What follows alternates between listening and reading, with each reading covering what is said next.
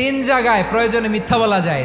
এক নাম্বার, আপনার ওয়াইফকে খুশি করার জন্য, সে একটু এরকম না বলে একটু কৌশল করে বললে খুশি হবে, ওটা বলা যায়। দুই নাম্বার, জীবন মরণের ব্যাপার, যান বাঁচানোর জন্য একটু কৌশল করে ঘুরিয়ে বললেন, এটা জায়েজ। তিন নাম্বার, দুইজন ঝগড়া লাগছে তাদেরকে মিলিয়ে দেওয়ার জন্য কৌশল করে একটু মিথ্যা বলা, ঘুরিয়ে বলা যায়। দুইজনের মধ্যে দেখলেন যে সম্পর্ক খারাপ, একজনরে বললেন, ভাই সে তো ওই দিন আপনার ব্যাপারে অনেক প্রশংসা। কি আমার ব্যাপারে প্রশংসা? কি বললো? এই বললো আপনি নাকি এই করছেন ওই করছেন, অনেক প্রশংসা। লোকটার মন খুশি হয়ে যাবে তার ব্যাপারে, ঠিক কিনা?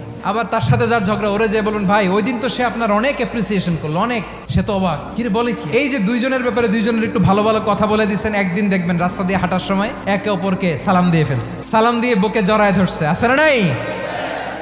আবার মিলমিশ হয়ে গেছে। কিন্তু আমাদের স্বভাব হইলো, দুই প্রতিবেশী যদি একসাথে বসে একসাথে হাঁটে, দূর থেকে দেখলে আমাদের জ্বলে, আছে না নাই?